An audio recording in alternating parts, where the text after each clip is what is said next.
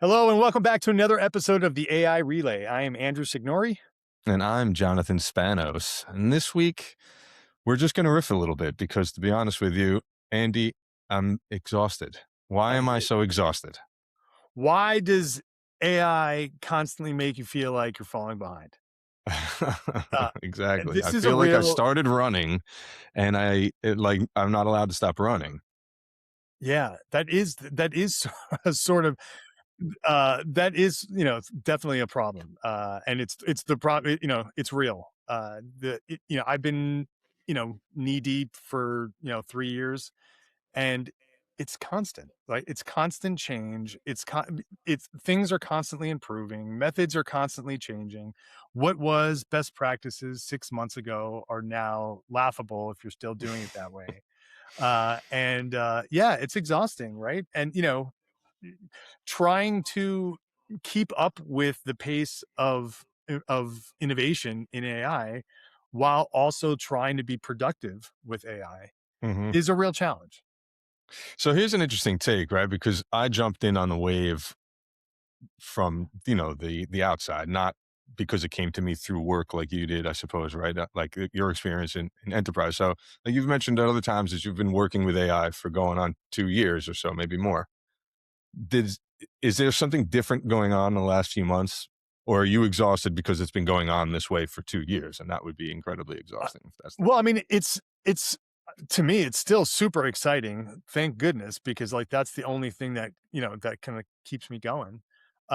That case. you know what I mean? And that, like, AI's It's super capability, fun. it Like it's every it's day is an incredibly good day. It's just getting well, like, a exhausting. perfect example, right? Like, I was well into OpenClaw and, like, Cowork and, trying to keep pace with all the, like, new innovations, and at the same time, like, be productive with AI with, like, my side projects or with what I'm doing with at work. And like Hermes Agent comes out, right? I know it's incredible. Like I've heard all the stories. I watched the Alex Finn, Finn videos, and I do not want to be part of the permanent underclass. I know that I need to start experimenting with Hermes Agent, but man, it's like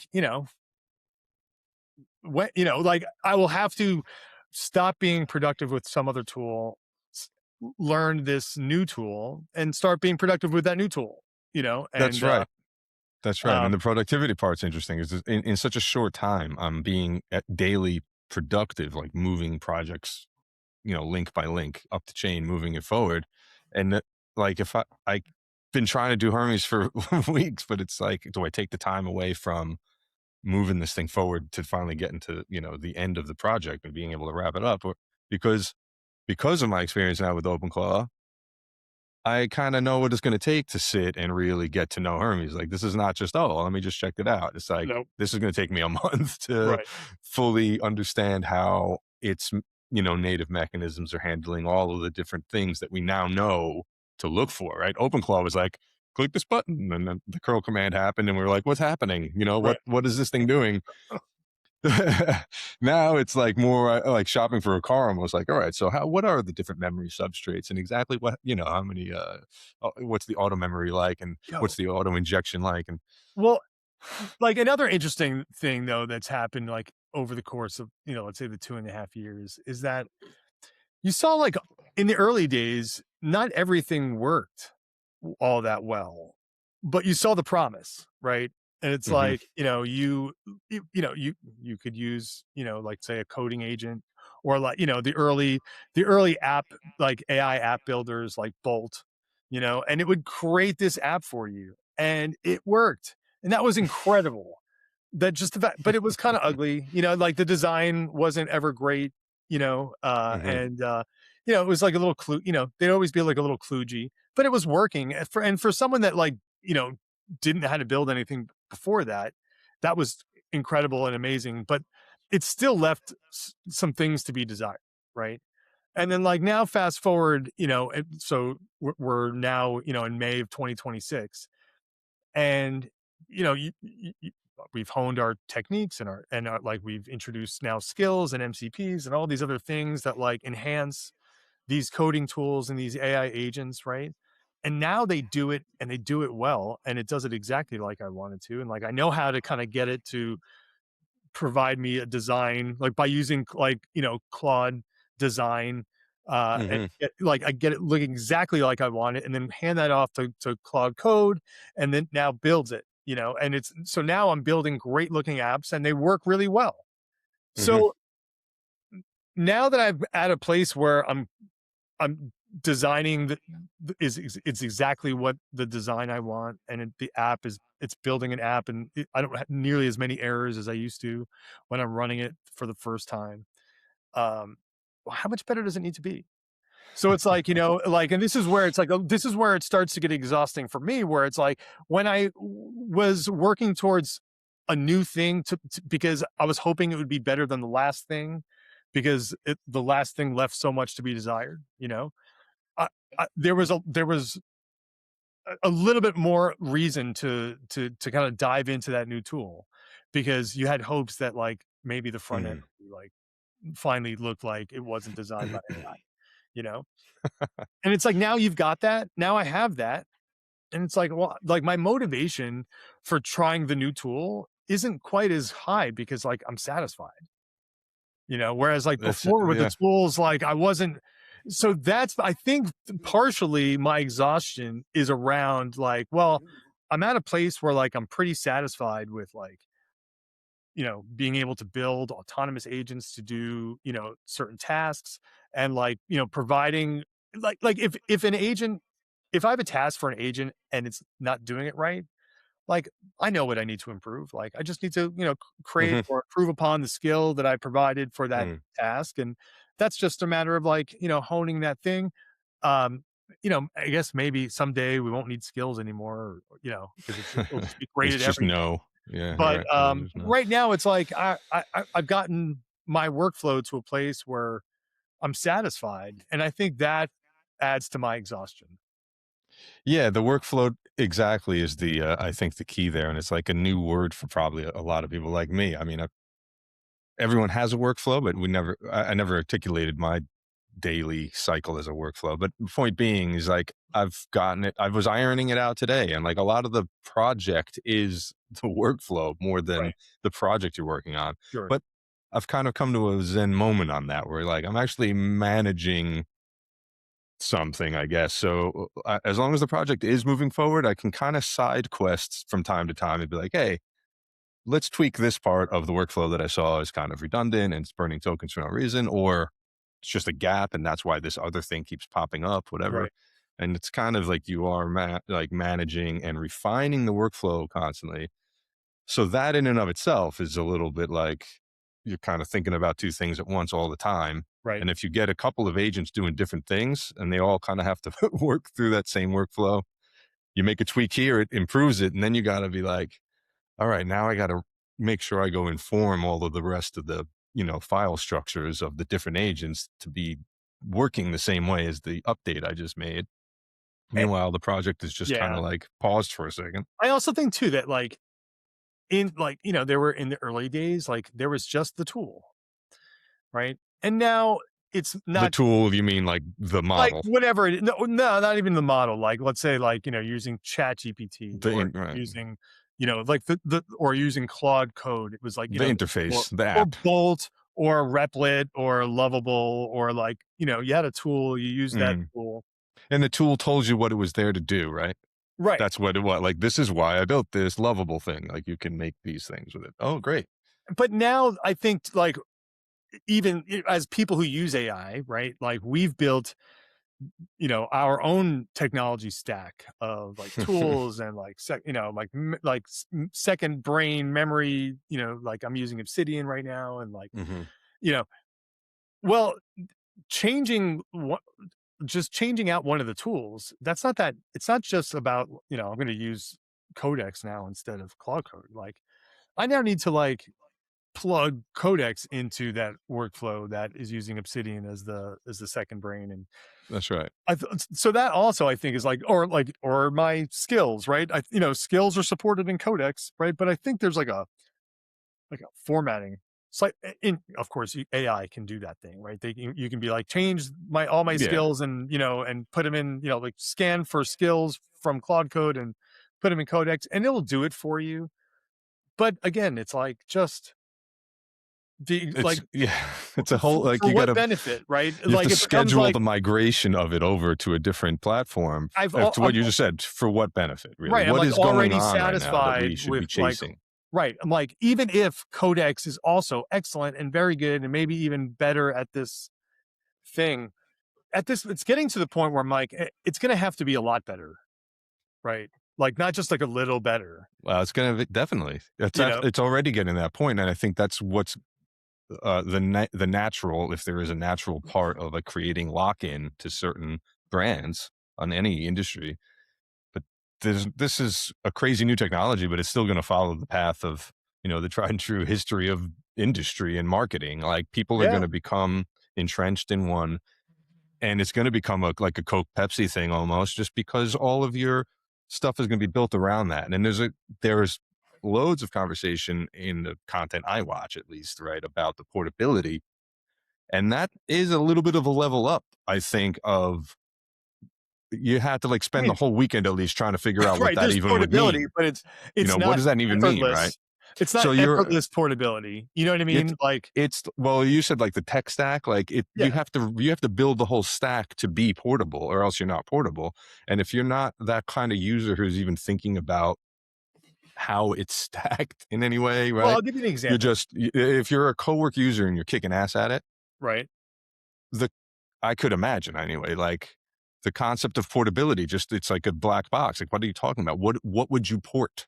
Right. But because I came at it from the open So, claw part, well, I'll I'm give you like, an example, this right? is what I would take away and how I package it. So the way that like my second brain Obsidian works, right, is that like it'll take artifacts or like files, PDFs, like whatever like documents I have for the project, PRDs, and you put them in like a raw folder, right, and then you tell Claude to like process the files like in the raw folder, right? Right. So it'll go through and it'll read all the files, and then it'll create like a wiki, like a Wikipedia entry of all the things that it just kind of processed, and create wiki entries in Obsidian, and also create entries for the raw files in Obsidian, like into the index. And all those instructions are contained within the Claude.md file, right? So that when I'm working in that project folder that has Obsidian set up as the brain, Hmm. uh, that Claude MD file knows, hey, like this is what he means when he says process files in the raw folder, right? And And this this is is how what to you're gonna do do. it. You're gonna do this. You're Right. gonna, pardon. Or it points to a skill to then this is how you do that. Right. Yeah, right. In my case, it's all in the because it's pretty It's just all in the succinct. Claude It's MD. like it's maybe 3 paragraphs, so it's just all Hmm. in the Claude MD file. Hmm.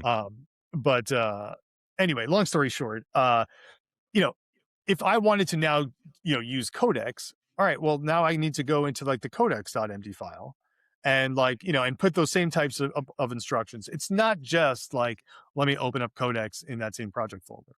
No, I got to like open up Codex in that project folder. I need to create the instructions within that, you know, the codex.md file or whatever. I forget. If is that the name? Yeah. I think that's what. Um, I don't know actually if it has a Well, it's got to have codex.md. some sort of like It might markdown be just file within the agents. It might be project folder. agent MD or something. Agent MD, okay, whatever it is. But I would have to then put the instructions in there, right? So it's not plug and play. That's It's not not portable. effortless. That's not portability though. That I mean, maybe that is portability, but How I don't else would feel it like know that's what to do, portability. right? Like like it would need to, it, I mean, unless like, all right, you can instruct some other agent to do that for you, but you still need to do that. You know what I mean? Like it still needs like Codex still I needs guess the that is, yeah. instructions on how to use Obsidian, right? Yes, it definitely does. It needs to be pointed to the right things at the right time in the right way. That to me is portability. Like if you could take a Yeah, thing like and go like clunk, you can plug do it it. in, and then the model at that point wakes up and becomes an agent within the But this is world the shit that that you've gives provided me it. like that makes me tired and makes me not want to not want To it do because it's it. like because I'm already satisfied with my current stack and I get Right. anxiety that I'm not keeping up, right? But then I do hear but that. well, what's keeping up? Like, What is keeping up? Why you know, keep up is also, I guess, what you're driving at well, too. I And mean, because things are definitely, you know, unless we're moving into a different phase of this big phase, 2 months ago, that wouldn't even cross your mind to say why keep up. So are we just in a different part of like the curve now?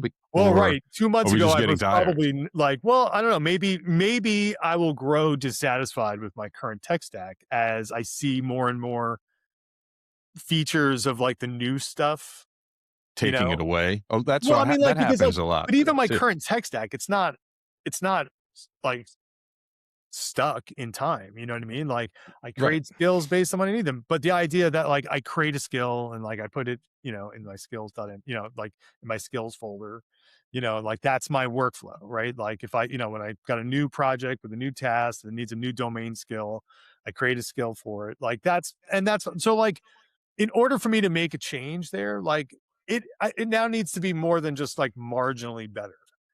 Whereas because before, like that marginally better might have done something that I wasn't able to achieve before. Mhm. And not that I'm at some sort of like AI nirvana, but I kind of feel like it,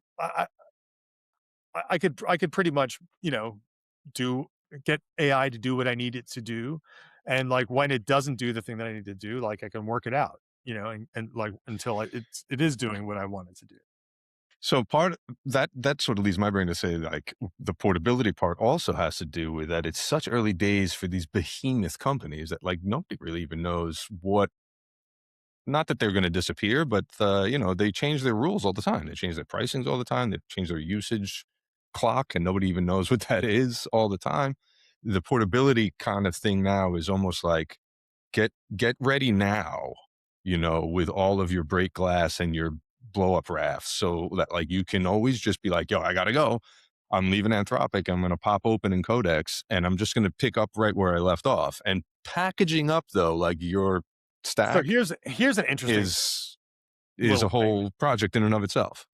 Like like again to bring it back to the concepts of like agents, right? Hmm. In the framework that we're talking about agents and like our tech stack and like managing our agents as a human, like managing AI agents, right? Hmm.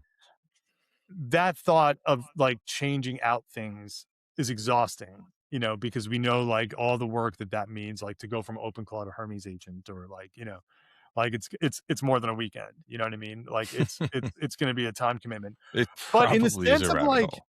when you have that like agent that we've talked about that isn't something that like you're managing, but it's just a piece of code with a model behind it that's like sitting out there waiting for whatever interaction it's supposed to kind of interact with.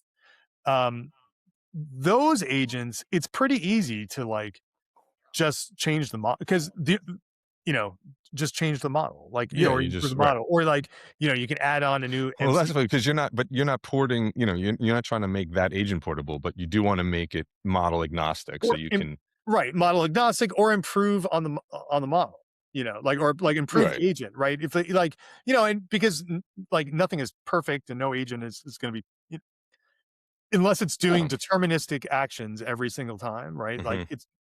no agent is going to like a human, right? No agent is going to perform at 100%, all the time. Like you'll be psyched with 85%, 90%, as long as like like the mistakes aren't going to cost you millions and millions of dollars. Um, And that's always really still back on the human for the time being. Like, you gotta build in your checkpoints and you Yeah, gotta there's build like, in there's a your, reason why like evals. human in the loop is an industry term, right? It's Yeah, because like, yeah. nobody wants to kind of cede the responsibility to like the AI agents just yet, you know? Now, the human in the loop, though, from my perspective, it's turning more and more into, like, you're in the loop by designing the thing. You're not really in the loop of the work getting done, right? Like. So we like, but we have what we have like enforced human in the loop. Like we Mhm, need to have it, right? We don't like so for I'll give you like, I think we've talked about like this smart ticket that we built, right? It's like mhm. you fill out this ticket, it packages up like a Terraform template that you can deploy in like to AWS in like a with like a pipeline, CI/CD pipeline, right? So you deploy like code, or if you're building infrastructure, but you can build a template, a Terraform template to like reboot a server, like what any sort of activity, like you can package it up in Terraform and deploy that as code, right?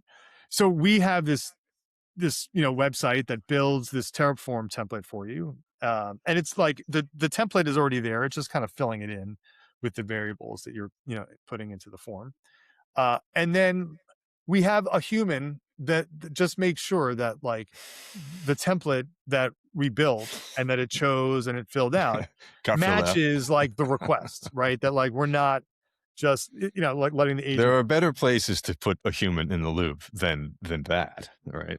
This is but because you would be autonomously making changes within a production environment where the wrong change could cost the company real money, like real money, like real money. You Yeah, could but make a can't you put a change human and like, somewhere? hold on, I got a phone call coming in. All right. You could make a change and that well, a batch, like, for a Mm. pharmaceutical company, right? One batch goes, isn't able to be processed on the manufacturing line, and that batch could be worth like $50 million in revenue. And our factories are running at like 98% efficiency. So that you're that like there's no weekends that you can make that back, right? Like, what are you going to do? You've missed it. Is You've there missed the any window. is there any, like, Overwatch trying to collect metrics, though, like, on how accurate? Tons. So, like, isn't the human already been proven to not be? I mean, I'm just saying, I don't know. No, or I mean, you can I measure mean, all sorts of how are the things. stats? How are the stats on it? Makes me think of the baseball, like, the challenge now, like, that how Well, good this is is the it, ump? right? It's not so much because the AI is always making mistakes, is that people aren't comfortable having AI make decisions around $50 million batches, right? That like if it were to go south, like the company would literally But not be able to the make up the revenue. the stats show that there really is no risk? Well, it's just about it's not born out of data. It's born out of discomfort, right? That like people aren't ready to let AI make those types of decisions. They want humans to make those decisions that can affect $50 million, runs of, Yeah. our product, right?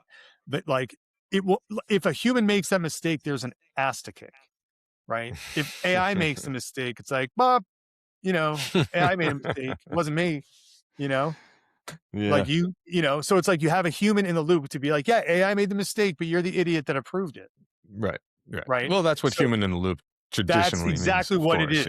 It's the human in the loop exists to cover your it's ass. the right, Like, right. like we built the systems, right? Like I expect it to be correct, right? The human in the loop is so that like if there is a mistake, I can Mhm, blame that guy. mhm, You're mhm. supposed to be checking these, and it's like, so the idea being that like you're going to approve it 1,000 times and it will be correct 1,000 times. And then you're going to go and say to your executives, be like, hey man, this is 1,000 for 1,000. You want us to still click okay every time? Right. But like right now, I need it. Like I need the human in the loop. Mhm. Like it's no question. I don't question it. I want it. Like, because, I also don't want AI making decisions like, and this ticketing system, I can put in a request for my development environment, or I can put in a request for like a manufacturing line account that I could say like disable this account. If the account gets disabled, manufacturing, that machine stops working, right? And like, there's a half-life of the product, and if it's out of refrigeration for more than 8 hours, it's done, right? And that batch represents $50 million of revenue for our company. And if it's out, it's out. So At that level of usage and the kind of agents that you're referring to, is there no has it plateaued and you're not having the same kind of exhaustion and those, at work, let's say, than those of us out here trying to it's keep up? yeah, no, it's actually more exhausting as a hobby than it is at work, because the enterprise moves so slow that like the types of agents that we're still working towards, is a you know nobody's thinking, or I don't want to say nobody's thinking about it, but like nobody's really talking about putting agents into production that have like full on computer use. Like you know Maybe not full on computer use, but like, a more general purpose, they're multi, still like Swiss thinking Army knife of they're a, still thinking in terms of like if it's going to be a Swiss Army knife, you're going to have an orchestration agent orchestrating a number of sub agents that are like domain specific sub agents, and all those domain specific sub agents are like running on their own compute, you know, and you're just yeah. orchestrating between these like domain specific agents, but you're not. It's not like a monolith system. It's you know what I mean. Well, I'm not going to digress too far because I will stray off, but this topic is interesting because more and more I'm wondering maybe this is part of my exhaustion too, actually. So maybe it loops in, but like, how am I supposed to be understanding what these giant companies want me to do with the technology they're providing me with? Because Well, there's an obvious incentive to just like burn tokens, and it's like, just get the model to do all of this stuff. But I have now gone through many, many, many layers and cycles of seeing how much token burn can be saved, like fuel efficiency by in the workflow, and tweaking and constantly tweaking the workflow to reduce token usage throughout as much as possible. So, like, what you described on the enterprise side, like the orchestrator with the thing, maybe it's like almost old now, but that is the most fuel efficient way. You just have to have the patience to go in and actually talk to the agent back and forth to set it up so that the workflow will cascade properly through everything from like an open model level yeah. where What I things can mean get is that chunked like all the way up to a frontier model we level. are we are coding agents in SDKs and running them on like containers and lambdas and like a very traditional sort All of kind of independent of each infrastructure. other, Like right? like from an infrastructure perspective, right? Like we're not like running Hermes agent or No. OpenClaw or like on like that. We're not talking about that level of abstraction where like we have an agent that has control of like all aspects of a computer.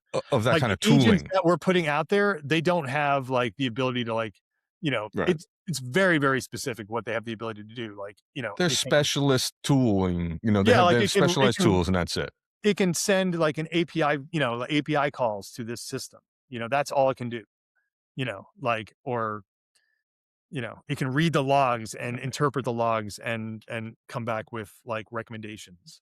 Yeah, You know, like somewhere there's a layer that can be built of other agents that somehow yeah, but you got to connect to remember those agents, like but I don't know what that is that yet. And in enterprise, I have no idea what you guys are doing over there it's or how not that so could much that happen. like you can't build it there. It's just that like you're not free to do whatever you want to do. Mm, hmm. Like there is a team that's called like the AI agents team, or like you have like an innovation group, and like Hmm. that team is like figuring out what the enterprise strategy is around AI agents. And it's like for us, like I'm in the cloud infrastructure team, so like we're not in charge of building agents for the company.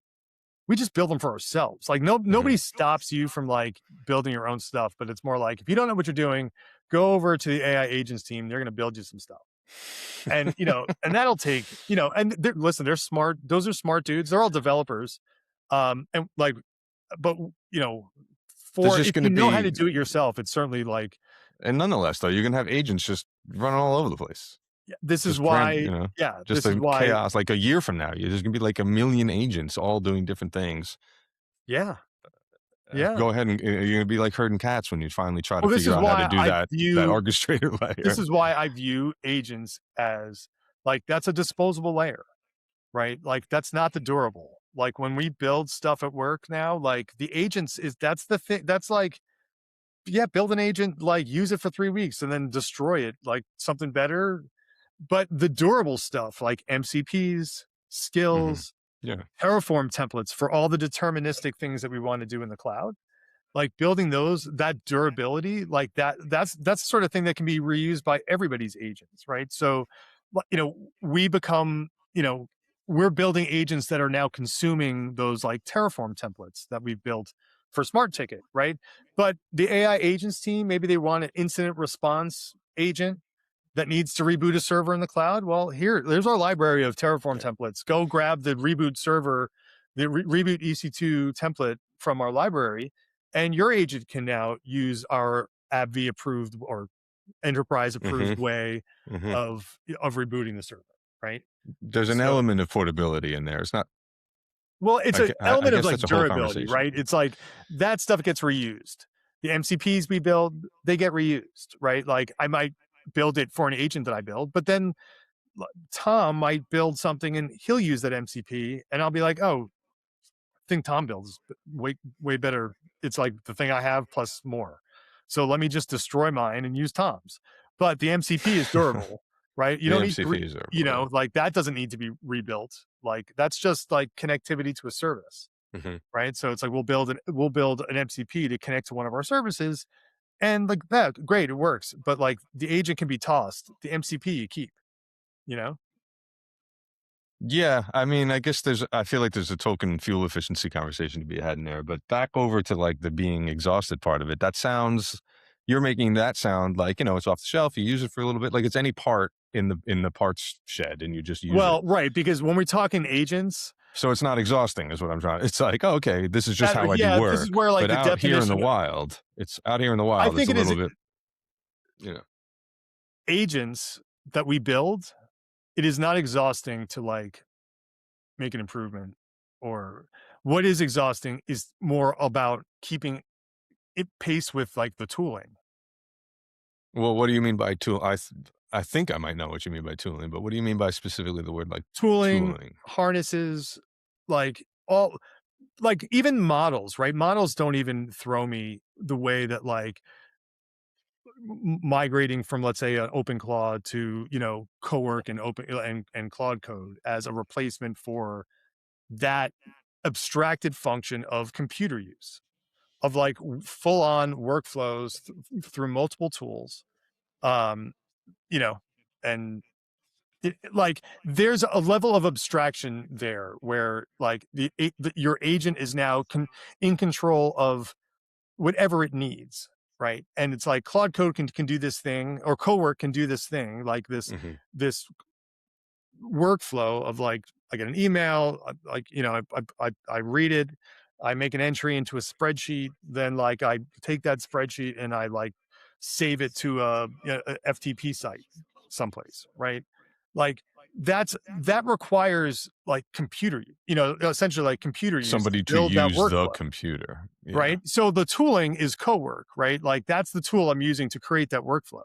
Okay. I could do it with Python. Yeah, that'd be a pain in the ass, right? So it's like, or you could also probably do that same thing with Hermes, right? Where like Hermes, the Yeah. agent, it would build out a workflow. You would have to build it, that's the exhausting part. Not the That's not the exhausting part, building it all. It's okay, I can understand that I have to build whatever it is that I have to build to do the thing that it's almost like you need to build a bridge to get over to the other side to do the thing that you're trying to do. But every day, But it's like I'm not able. there's so many people making progress on the same, like, puzzles. Right. Which is, on one side, it's super cool that I don't know any of these people personally that I watch, but I hear so many different bits and pieces. No one ever is saying exactly the same thing as someone else or as what I'm thinking. But there's all sorts of these pieces that we're all kind of like circling and orbiting around this puzzle and we're trying to figure out. And there's multiple different puzzles out there right now because we were thrown this technology before anybody like finished it, right? Like when you Right. first turned on Facebook, it was just the wall and that's how you used it. Right. Or old school software, there was an instruction booklet. This is how you use it. This was like, hey guys, this thing, see what happens when you use it. And then we all discovered all of the problems that it has and immediately got into like, so how do I fix that problem? And fix that problem, fix that problem. And now you have a few months later only, but big companies, well-financed, real enterprise companies who are trying to solve those same problems and Right. keeping up with everyone's solution and which version of which solution they went with or what combination of Yeah. solutions they did, and then feeding it into my own mind and my own And stack and being like, I just think it's more exhausting when now I have things like before. there were advancements that were allowing me to do stuff I wasn't able to do before, that I needed to do or wanted to do, and I couldn't do them before, and now I can do them, and it's awesome. And it's like, all right, now I'm in a place where like I feel like I've got my superpowers. I'm able to do all this stuff. And it's just all these other tools are offering me are just like different ways to do it. Maybe there's an improvement in efficiency, but but it's like the gain needs to be so good that it like just being a little bit better is I'm at the point where like that's not enough for me to look because it's like before being a little bit better meant I could do something I couldn't do before. Mhm. And now maybe being a little bit better is like it's a little faster. Like maybe like it builds it both build the thing. Maybe one builds it in 12 minutes and one took 17 minutes. Like I don't, like Right. This is like that comparing Claude gain Code of like to 4 minutes isn't Codex. enough for me to have to go and like replace like the agent MD file, with all my instructions on Obsidian and all. That's the exhausting part. And that's the part that like I start to get a little anxiety around like I can't let there be too much time go by before I say, Mhm. okay, like at this point, I'm going to be a Luddite. Like I need to kind of, I can't You need not to somehow know. I keep can't up. especially like, I speak to it at work often. I have to be able to speak to it. Like I Mhm. need to be able to speak to like these advancements or like these new tools. Like I need to be able to say, I need to be able to articulate why we are or aren't using them. Right. You know, Yeah, that's right, that's right, and as things do move quickly, you even said at the top of the episode, like, they were absolute, like, necessary skills that you needed only 6 months ago, and just the other day, I was seeing some actual, research that the newer models, 5.5 and 4.7 basically, you confuse them almost now by setting them up with a role. And you're better off just diving in. right? And it's like one of the most basic thing. I think everyone even forgot that we do it. Like it's just it comes out the first line. You are Right. this, right? Well, Here we it's go. like in some I often think to myself, like, are we overcomplicating this with like, like, do I need 4 agents? Like, I might be overcomplicating this. Like, I definitely overcomplicated it. but And I had them all rocking, you know. I And know, when but they're all rocking, it's awesome. But it's those are exhausting days too. I And know. then And then like you like troubleshooting when you've got 5 different agents is a lot more frustrating than if you just had one agent working through that workflow.